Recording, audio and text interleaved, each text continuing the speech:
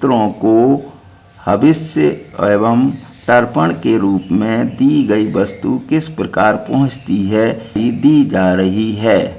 वे भूत, भविष्य और वर्तमान सब कुछ जानते और सर्वत्र पहुँचते हैं। पांचों तन्मात्राएं मन, बुद्धि, अहंकार और प्रकृति, इन 9 तत्वों का बना हुआ उनका शरीर होता है।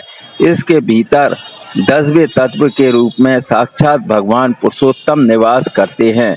इसलिए देवता और पितर गंध और रस तत्व से तृप्त होते हैं, शब्द तत्व से रहते हैं और तथा स्पर्श तत्व को ग्रहण करते हैं। और किसी को पवित्र देखकर उनके मन में बड़ा संतोष होता है। जैसे पशुओं का भोजन तृण और मनुष्यों का भोजन अन्न कहलाता है, वैसे ही देव योनियों का भोजन अन्न का सार तत्व है। संपूर्ण देवताओं की शक्तियाँ अचिंत और ज्ञान गम्य हैं, अतः वे अन्न और जल का सार तत्व ही ग्रहण करते हैं। शेष जो स्थूल वस्तु है वह यही स्थिति देखी जाती है। कर्दम ने पूछा कि श्राद्ध का अन्न तो पितरों को दिया जाता है, परंतु वे अपने कर्म के अधीन होते हैं। यदि वे स्वर्ग अथवा नरक में हों तो श्राद्ध का उपभोग कैसे कर सकते हैं, और वैसी दशा में वे वरदान देने में भी कैसे समर्थ हो सकते हैं।